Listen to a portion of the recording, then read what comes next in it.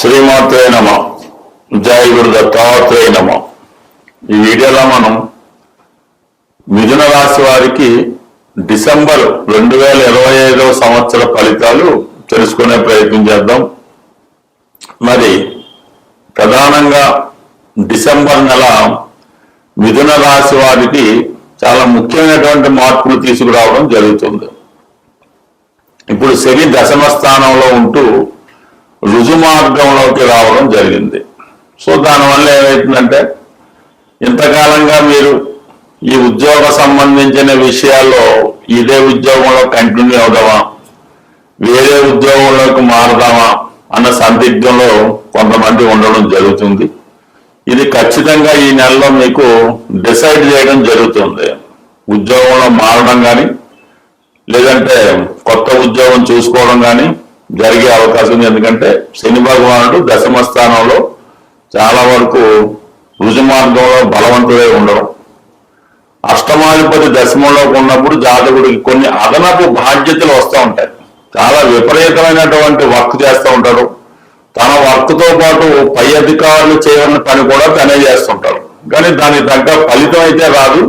ఫలితం ఇస్తామని చెప్తూ ఉంటారు. ఈ సమయంలో మీకు అది కన్ఫర్మ్ అయ్యే అవకాశం ఉంది. అంటే మీరు ఏదైనా ఒక పోస్ట్లో టెంపరీగా ఆన్ డ్యూటీలో ఉంటే అది మీకు కంపల్సరీగా కన్ఫర్మ్ అవుతుంది. కంపల్సరీగా మీ యొక్క హోదా కూడా పెరిగే అవకాశం ఉంది. అయితే యాజిటీగా వర్క్ మాత్రం చాలా అధికంగానే ఉంటుంది. కొంతవరకు పర్మనెంట్ పోస్ట్లోకి వెళ్ళడం జరుగుతూ ఉంటుంది. సో అలాగే ప్రస్తుతం గురుగ్రహం అంటే మనకి దశమాధిపతి గురువు. అటువంటి గురువు ప్రస్తుతం మిథున రాశి వారికి ధనస్థానంలో ఉన్నాడు. అంటే ధనస్థానంలో ఉండడం వల్ల ఏమైందంటే వృత్తిరీత్యా ఆదాయం అది వస్తూ ఉంటుంది. అయితే వక్రగమనంలో ఉండడం వల్ల తిరిగి డిసెంబర్ 5వ తారీఖున మిథున రాశిలోకి ప్రవేశిస్తున్నాడు. ఈ కారణం వల్ల ఏంటంటే మీ యొక్క క్వాలిఫికేషన్ తగ్గట్టుగా కొత్త ఉద్యోగం రావడం కానీ అదనపు హోదా రావడం కానీ జరిగే అవకాశం ఉంది. మీరు కూడా చాలా కాన్ఫిడెన్స్ గా వర్క్ చేస్తారు. వర్క్ లో చాలా సిన్సియారిటీ ఉంటుంది. చాలా పర్ఫెక్ట్ గా చేస్తారు. అధికారుల మన్నలను కూడా అందుకోవడం జరుగుతూ ఉంటుంది.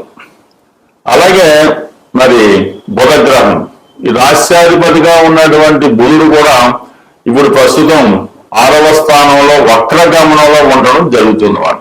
ఈ వక్రగమనంలో ఉన్నటువంటి బుధుడు జాతకుడికి తన ప్రతిభ విపరీతంగా పెంచుకునే ప్రయత్నం చేస్తూ ఉంటాడు.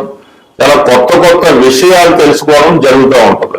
అయితే అక్కడ ఉన్నటువంటి కుజగ్రహంతో కలియడం వల్ల అంటే ఏదైనా మీరు ఒక పదవికో ఒక ఉద్యోగానికో ప్రయత్నం చేస్తున్నప్పుడు విపరీతమైనటువంటి పోటీ ఏర్పడుతూ ఉంటుంది. అంటే మీకు పోటీలో కూడా మీకు కావలసిన వాళ్ళే మీ దగ్గర వర్క్ చేసుకున్న వాళ్ళే ఆ విధంగా మీకు పోటీలోకి రావడం జరుగుతూ ఉంటుంది.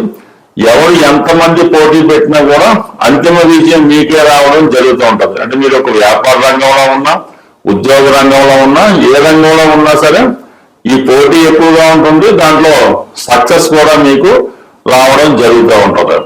సో అలాగే ఈ సందర్భంలో కొంతమంది విరోధులు కూడా మీకు ఏర్పడడం జరుగుతూ ఉంటుంది. ఇక్కడ ముఖ్యంగా తృతీయాధిపతి రవి 6వ స్థానంలో ఉన్నప్పుడు మీరు ఈ సమయంలో ఒక పోటీ పరీక్షలో పాల్గొన్నా, మీరు వ్యక్తిగతంగా ఒక క్రీడా రంగంలో ఉన్నవండి, లేదంటే ఏదైనా కాంపిటీషన్ లో ఉన్నవండి, కంప్లీట్ గా మీకు ఈ సక్సెస్ కూడా 6వ స్థానంలో ఉన్నటువంటి రవి కుజుల వల్ల ఇంచుమించుగా ఈ నెల ప్రథమార్థంలో అంటే డిసెంబర్ 16వ తారీఖు లోపల మీరు ఎటువంటి పోటీలో పాల్గొన్న విజయం లభిస్తూ ఉంటుంది. ప్రభుత్వ అధికారుల నుంచి పూర్తి సహాయ సహకారాలు రావడం లభిస్తూ ఉంటుంది. అలాగే ఏదైనా చిన్న చిన్న అనారోగ్య సమస్యలు ఉన్నా వాటి నుంచి బయటపడతారు. అలాగే నిరుద్యోగులకు కంప్లీట్ గా ఉద్యోగ సంబంధించిన విజయాలు, క్రీడా రంగం వారికి కూడా తగిన గుర్తింపు రావడం జరుగుతూ ఉంటుంది.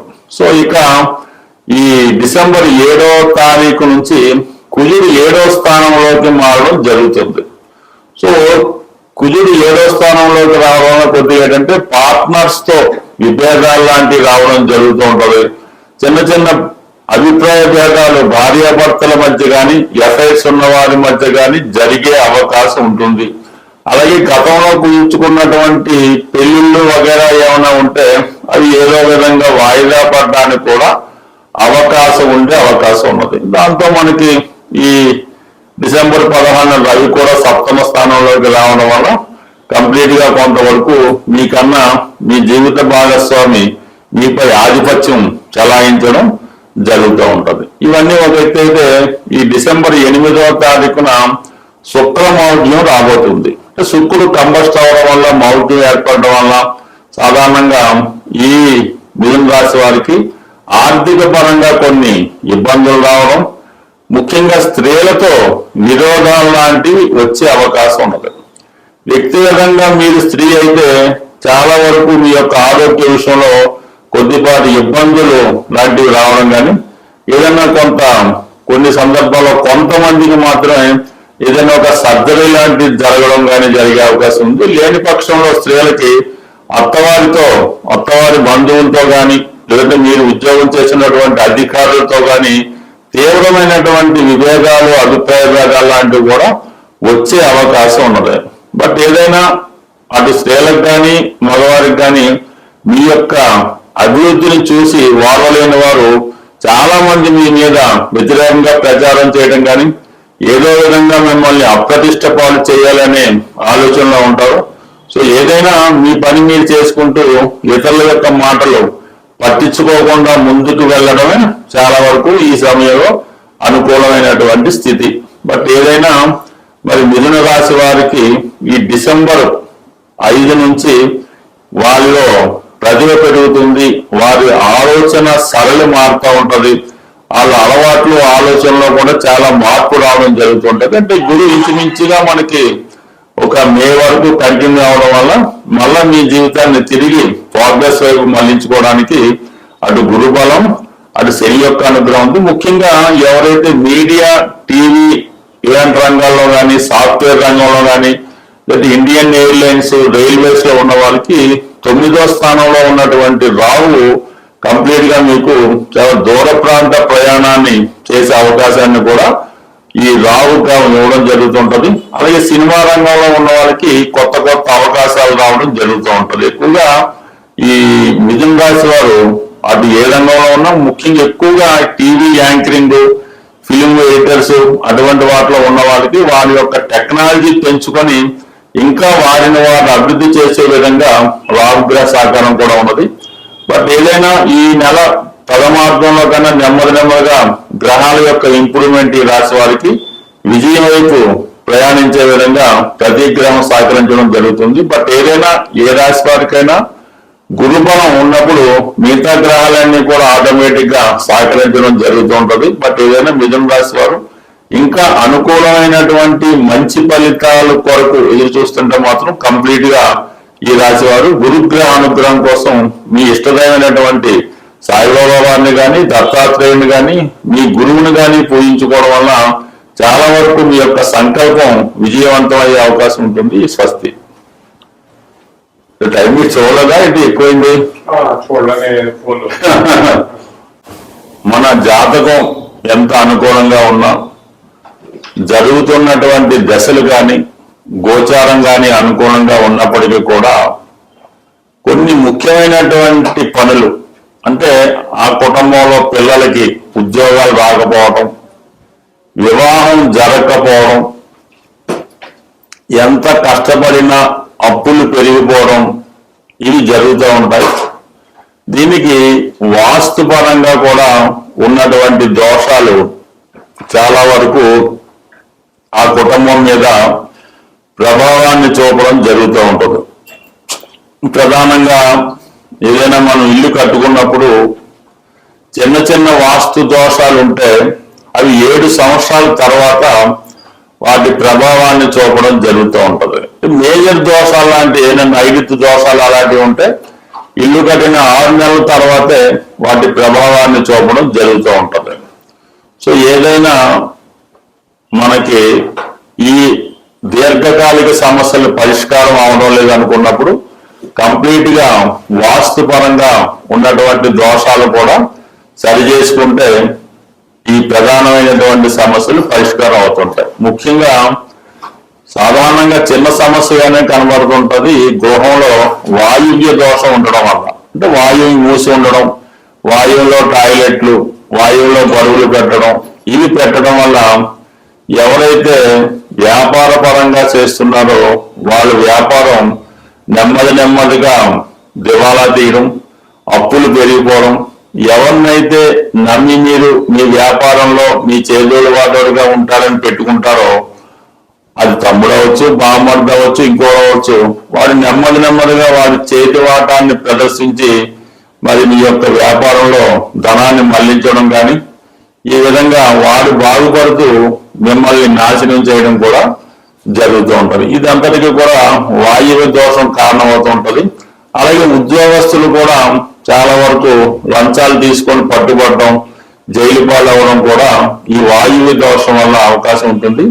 చాలా వరకు ఆ కుటుంబంలో మనసు స్థిమితం లేని మానసిక వికలాంగులు కానీ, అలాగే ఇంటి మీద శ్రద్ధ లేకుండా గాలికి తిరుగుతున్నట్టు ఉన్నా అది వాయువు దోషంగానే భావించి ఈ వాయువ్య దోషాన్ని సరి చేసుకోవడం వల్ల అటు వ్యాపారం పుంజుకుంటుంది, కుటుంబంలో ఏ పని పాట లేకుండా ఉన్నవాళ్ళు పని మీద శ్రద్ధ తెచ్చుకుంటారు.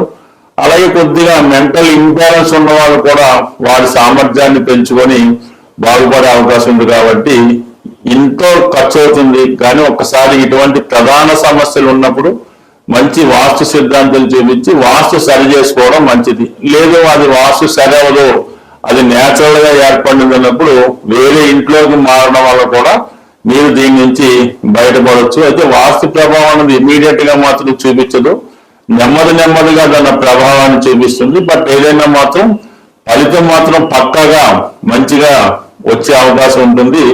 అందువలన ఎంత గోచారం బాగున్నా, జాతకం బాగున్నా, వ్యాపార పరంగా నష్టాలు, నిరుద్యోగ సమస్యలు ఉంటే కంపల్సరిగా ఈ వాయువు దోష ప్రభావం అక్కడ ఉందనే చెప్పొచ్చు. ఏ కుటుంబంలో అంటే ఏ గృహంలో వాయువు దోషం ఉంటుందో అక్కడ ఆగ్నేయ దోషం ఉంటుంది.